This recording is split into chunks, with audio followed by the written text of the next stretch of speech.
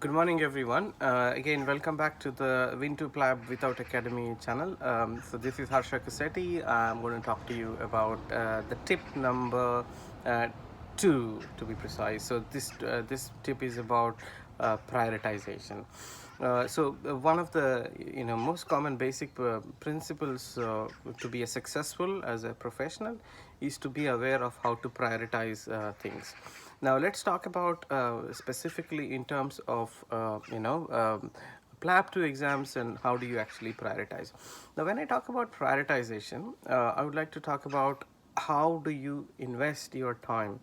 Let's say for example you got 100 rupees or 100 euros or 100 pounds, whatever. You want to also invest in a place where it gives you the best return, right? Quite similarly, time is equally precious. So you want to invest the time that you have in the right place, in the right resource, to make sure that you get the best outcome, right? That is the whole reason why prioritization is important. Now I have done sort of broad research in terms of how out of the 400 odd scenarios that are there, what actually examiners pick for the exams. Now if you look at it carefully, there are a few things that you can prioritize which is very high yielding, which means you read that you for sure is going to get one of the cases, right? So let me talk about those really important sections that you must not forget to read, because if you actually practice those sessions, it's more or less likely that they will come in the exam. One station in pediatrics. Look through all the cases in pediatrics. There must be 10 to 15 overall scenarios. If you read all of them very well and if you practice all of them very well, you're sure going to get one. Okay. Similarly for obstetrics and gynecology, the specific number of stations there, maybe 15, 20, I don't know exact number, but if you practice all of them, you're sure going to get one. Similarly for ENT and ophthal, actually there are very fewer stations, but you're for sure going to get one station from ENT and ophthalmology. Quite similarly for dermatology, right? So that is about 5 stations there already. So if you prioritize preparing these, you're going to be very successful, because you're going to get usually one case from all these 5 areas. Then let's move to the other areas. You're going to get one case for sure in surgery, so please don't forget to prioritize some of the important cases there in surgery. Next, if you look at the breaking bad news, you're definitely going to get one case there. Most likely you're going to get one case there from the breaking bad news. So please prioritize that part as well, because there are only few scenarios, and if you practice just even one, the whole concept is sort of similar, so you don't have to really worry about it. Then Sinmans/prescription, you for sure are going to get one of them. So you got to put your time and energy in this area, because if you practice those two, again there is chances that it's very high yielding, because you're for sure more likely that you're going to get one of the scenarios. Ethical stations, usually 1 or 2 for sure ethical stations will come in the exam as well. So again, give your time and energy for ethical stations as well, because most likely they will come. Now once then if I'm talking about all these things to prioritize, what to deprioritize, if you look at medicine, there's probably about 200 cases, but what you're going to get is about 3 or 4 in the exam, right? And a couple of them are going to be actually counseling stations where you got the results already there, so you don't have to be worried about that part.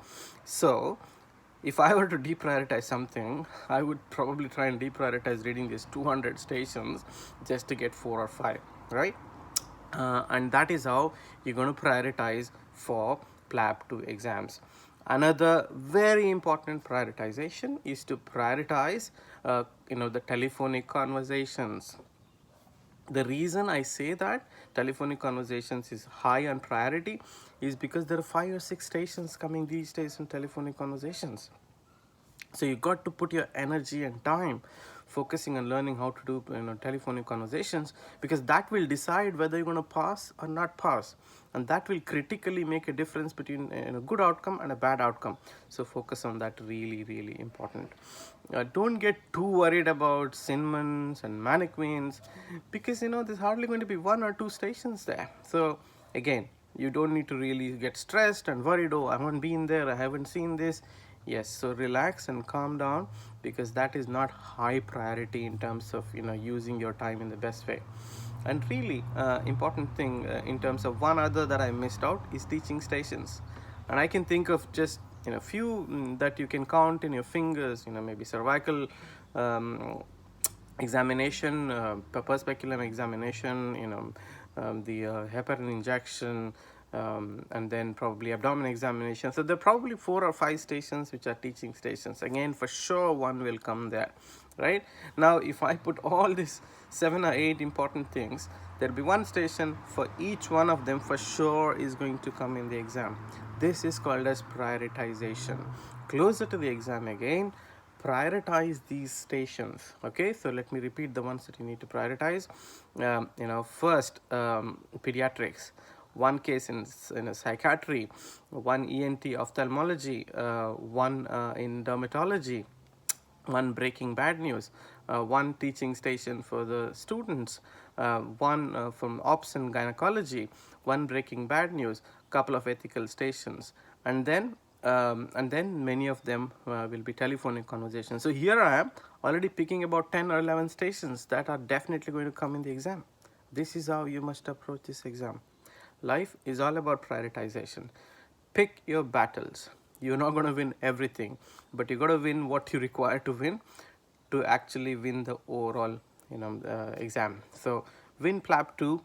This is a very simple approach, and I'm sure this gives you good amount of understanding on how to prioritize preparing for PLAB2. Thank you very much.